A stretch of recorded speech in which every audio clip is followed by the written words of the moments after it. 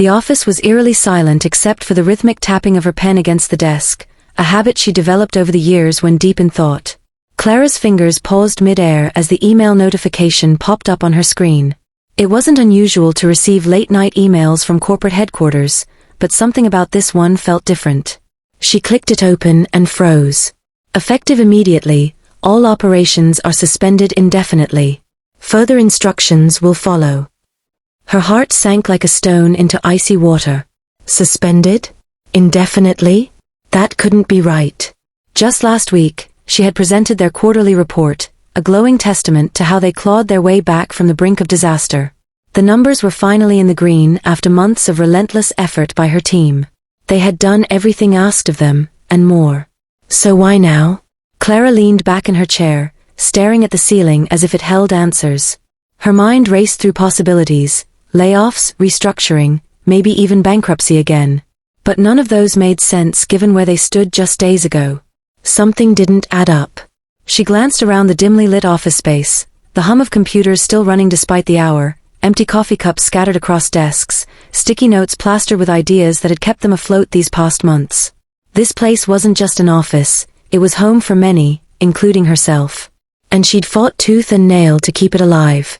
A soft knock startled her out of her thoughts. Standing in the doorway was Liam, one of her most trusted team members. His tired eyes mirrored her own confusion. "You got the email too?"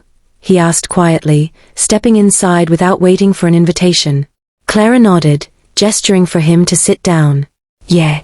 I don't get it, Liam. We turned things around. Everything was stable, better than stable." He sighed heavily, rubbing his temples. "I know. None of us saw this coming. What do you think it means?" Before she could respond, another message pinged on her phone. This time, it wasn't work-related, it was personal. From someone higher up in the company. A senior executive whose name sent chills down her spine every time she heard it. Mr. Caldwell. Her stomach tightened as she opened the text. "Meet me at the usual spot ASAP." Usual spot? There was no usual spot between her and Caldwell. Unless he meant the rooftop garden where executives occasionally held informal meetings. Why would he want to meet there tonight? Especially now? Liam noticed her sudden tension. "What is it?" "It's Caldwell," she said slowly, showing him the cryptic message. "He wants to meet me." Liam frowned. "At this hour? Alone? That doesn't sound good." "No kidding." Clara stood abruptly, grabbing her coat off the back of her chair. "Stay here. Keep everyone calm until I figure out what's going on." "But..." "No arguments, Liam. Please. Just trust me." Without waiting for his reply, Clara hurried toward the elevator, her mind spinning faster than ever. Whatever Caldwell wanted, it wasn't routine. Not after that vague email. As the doors slid shut behind her, she braced herself for whatever storm awaited her outside, and within the walls of her own company. The rooftop garden was colder than Clara expected, the wind biting through her thin coat as she stepped onto the tiled floor. Caldwell stood near the edge, hands shoved deep into his pockets, his silhouette framed by the city lights stretching endlessly beyond. He didn't turn when she approached, which only heightened her unease.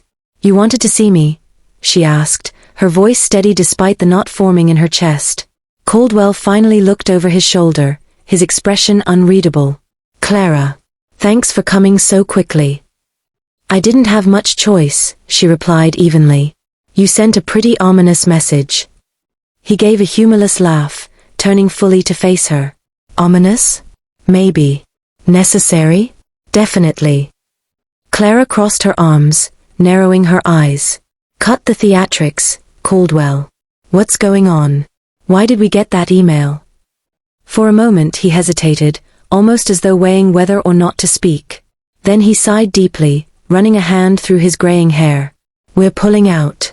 Shutting down operations here entirely." The words hit like a punch to the gut.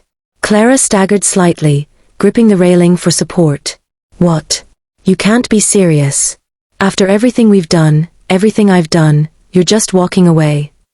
"It's not my decision," Caldwell said sharply, though there was a flicker of guilt in his eyes.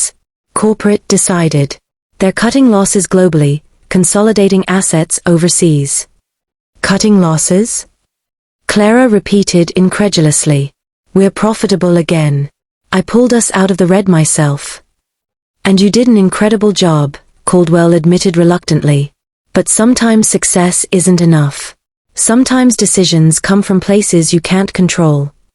Clara stared at him, disbelief giving way to anger. So that's it? You're abandoning us? Leaving everyone without jobs, without futures? I'm sorry, Clara, he said softly, avoiding her gaze. There's nothing I can do. Her blood boiled, but beneath the fury simmering inside her, another emotion began to surface: betrayal. She had poured her life into this company, sacrificed nights, weekends, holidays, all while Caldwell sat comfortably in his corner office reaping the benefits of her hard work. Now he was leaving them high and dry. There has to be something, she pressed, desperation creeping into her tone. Some way to fight this. Caldwell shook his head firmly. It's already been decided. Tomorrow morning, I'll be boarding a flight out of the country. By the time anyone realizes what's happened, it'll be too late. Too late. Those two words echoed in Clara's mind like a death knell. Too late for protests, too late for negotiations, too late for hope. All because he was fleeing, leaving them to pick up the pieces of a shattered dream. Rage surged within her, hot and uncontrollable. You coward, she spat, taking a step closer. You selfish, spineless coward. How could you do this to us, to me? His jaw tightened, but he didn't deny it. Instead, he reached into his pocket and pulled out a small envelope, holding it out to her. Take this.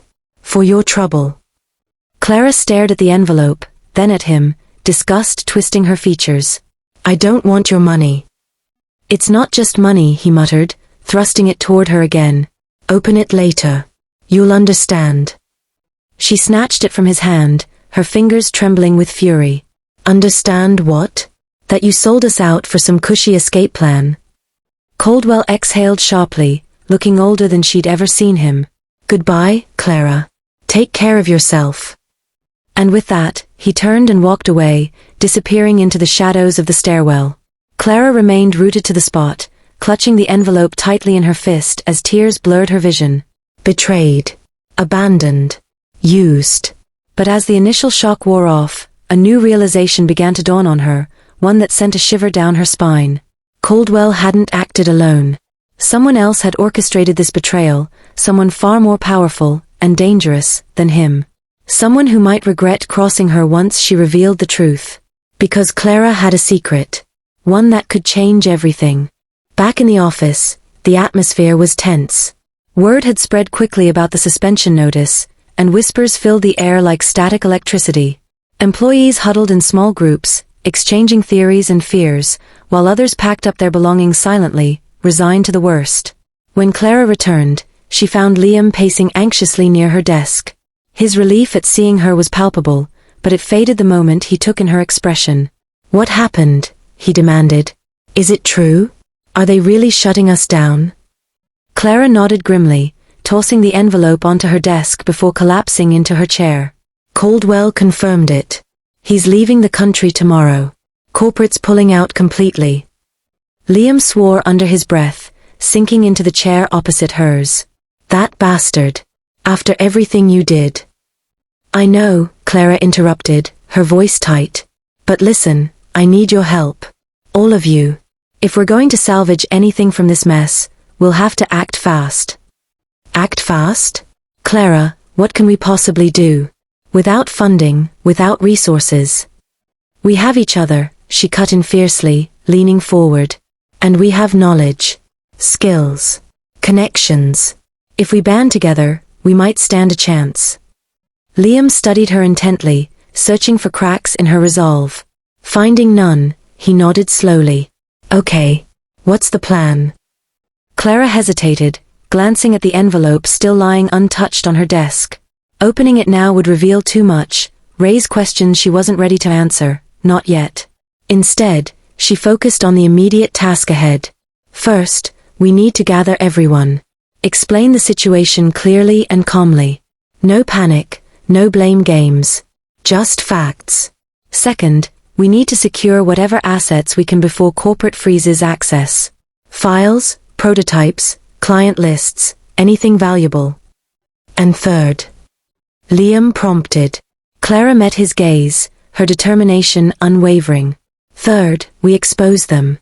Every dirty secret, every shady deal, every lie they've told to justify this betrayal. Because if Caldwell thinks he can walk away scot-free, he's dead wrong. Liam raised an eyebrow. Sounds risky. It is, she admitted. But it's also our only shot. Will you stand with me? For a long moment, Liam said nothing. Then he extended his hand, sealing the unspoken pact between them. Always. As they began rallying the team, Clara allowed herself a brief moment of reflection. Caldwell underestimated her. He always had. But this time, his arrogance would cost him dearly. Because buried deep within the files she'd meticulously organized over the years was evidence of something monumental, something that could bring down not just Caldwell, but the entire corporate empire backing him. And she intended to use it. By morning, the office buzzed with activity despite the looming uncertainty. Clara moved among her team like a general preparing for battle, offering reassurance and guidance wherever needed. Each person carried their share of the burden, united by a common purpose, survival. As dawn broke over the city skyline, Clara retreated to her office, closing the door behind her. Finally alone, she picked up the envelope Caldwell had given her and carefully tore it open. Inside was a single folded piece of paper, and a flash drive. Unfolding the note first, she read the hastily scrawled message. Use this wisely. It contains everything you'll need to protect yourself, and destroy them if necessary. Her pulse quickened as she examined the flash drive. Whatever secrets lay hidden within, Caldwell clearly believed they were worth protecting, or wielding. Either way, it was ammunition. Ammunition she fully intended to use. Plugging the drive into her computer, Clara braced herself for what came next. Files loaded onto the screen, row after row of incriminating documents detailing illegal transactions, forged contracts, embezzlement schemes, and worse. At the center of it all was Caldwell's name, tied irrevocably to crimes that spanned continents. But amidst the chaos of evidence, one file caught her eye. Labeled simply Project Phoenix, it seemed innocuous compared to the rest. Yet instinct told her otherwise. Clicking it open, Clara's breath hitched as page after page revealed a blueprint for corporate resurrection, a plan designed to rebuild empires from ashes using stolen intellectual property and covert alliances. This wasn't just corruption. It was ambition. Ruthless, calculated ambition. And Clara realized with chilling clarity that exposing Caldwell was only the beginning. To truly dismantle the machine threatening her team, she'd have to take on forces far greater than she'd imagined. Still, fear didn't grip her as tightly as it once might have. Instead, a fierce resolve ignited within her chest. Let them come. Let them try to silence her. She wouldn't go down without a fight. As the hours ticked by, Clara worked tirelessly, piecing together a strategy that would leverage every resource at her disposal. By nightfall, the team gathered in the conference room, faces etched with exhaustion but eyes blazing with renewed purpose. Tomorrow, Clara began, addressing them with quiet authority, we strike back. Together. No cheers erupted, no applause broke the silence. Only nods of agreement, solemn yet resolute. In that moment, Clara knew they understood the stakes. Failure wasn't an option, not anymore. Outside, the city pulsed with life, oblivious to the storm brewing within those four walls. But soon enough, the world would feel its impact. And when it did, Clara would be ready. The days that followed were a blur of sleepless nights, endless strategizing, and relentless execution. Clara became the anchor her team so desperately needed, guiding them with precision and purpose. Each member brought their unique strengths to the table, Liam's tech expertise, Maya's financial acumen, Javier's legal knowledge, and together, they formed an unstoppable force. It wasn't just about survival anymore, it was about justice. Using the flash drive Caldwell had handed her, Clara uncovered layers of corruption that extended far beyond their company. The files revealed connections to offshore accounts, illegal mergers, and even bribes paid to government officials. But what struck her most was Project Phoenix, a bold plan to rebuild corporate empires by exploiting smaller companies, stripping them of their assets, and discarding the people who built them. Clara knew this information could dismantle the entire operation if handled correctly. However, exposing such a vast network required careful planning. One wrong move, and they'd be silenced before they even began. It started with leaks. Anonymous tips sent to investigative journalists, encrypted emails to watchdog organizations, and carefully timed social media posts hinting at the larger conspiracy. Within days, whispers turned into headlines. Reporters dug deeper, uncovering more evidence that corroborated Clara's anonymous admissions. Public outrage grew as details emerged about how corporations like theirs exploited employees while lining executives' pockets. Meanwhile, Clara focused on protecting her team. She reached out to former clients, pitching a new venture, a cooperative model where profits were shared equitably among workers. To her surprise, many agreed to partner with her, impressed by her integrity and vision. Slowly but surely, they began laying the groundwork for something entirely new, a business built not on greed but on trust and collaboration. But the real turning point came when one of the leaked documents implicated a high-profile politician in Coldwell's schemes. The scandal exploded overnight, sending shockwaves through the corporate world. Coldwell, now hiding overseas, found himself under international scrutiny. Interpol issued a warrant for his arrest, citing multiple counts of fraud and money laundering. When news broke of Coldwell's downfall, the office erupted in cheers. For the first time in weeks, there was laughter, not bitter or hollow, but genuine. Clara watched from the doorway, tears streaming down her face as she realized how far they'd come. They weren't just survivors, they were victors. Months later, the team stood together in a sunlit room, surrounded by blueprints and prototypes. What had once been a crumbling office space was now transformed into the headquarters of Phoenix Collective, their newly founded cooperative enterprise. Every decision, every policy, reflected the values they fought so hard to protect: transparency, fairness, and community. At the ribbon-cutting ceremony, Clara addressed the crowd, a mix of former colleagues, supportive partners, and curious locals eager to see what this grassroots movement was all about. When I first walked into this building years ago, she began, her voice steady yet filled with emotion, I never imagined it would become my home. And I certainly never imagined we'd have to fight so hard to save it. But here we are, not because of me but because of all of you. She paused, looking around at the faces before her. Some were smiling, others nodding in agreement, but all shared the same sense of pride. We've proven that when people come together, united by a common goal, there's nothing we can't achieve. This isn't just a company, it's a testament to resilience, to hope, and to the power of standing up for what's right. The applause was thunderous, echoing off the freshly painted walls. As Clara stepped back, Liam handed her a glass of sparkling cider, raising his own in a toast. To us, he said simply, his grin infectious. And to whatever comes next. To us, everyone echoed, clinking glasses. Later that evening, as the celebration wound down, Clara found herself alone on the rooftop garden, the same place where Coldwell had delivered his betrayal months earlier.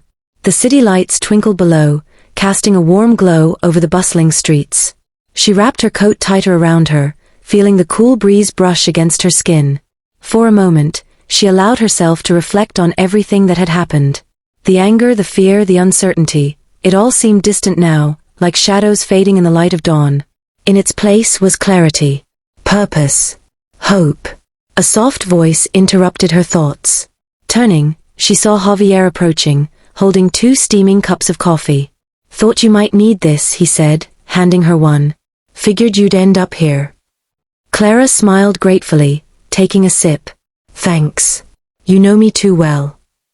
Javier leaned against the railing beside her, gazing out at the skyline. Feels good, doesn't it?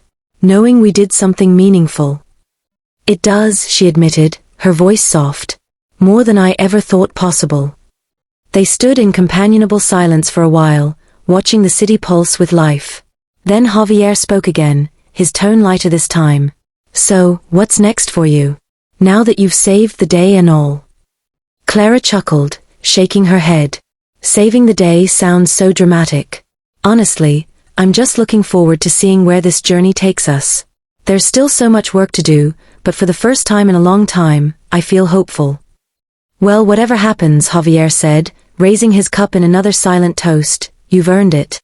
Clara returned the gesture, her heart swelling with gratitude. She didn't know what the future held, but one thing was certain, no matter the challenges ahead, she wouldn't face them alone. As the night stretched on, the city continued to thrive below, a living, breathing testament to resilience and renewal. And somewhere amidst the chaos and beauty, Clara knew they had carved out their place in it. Together.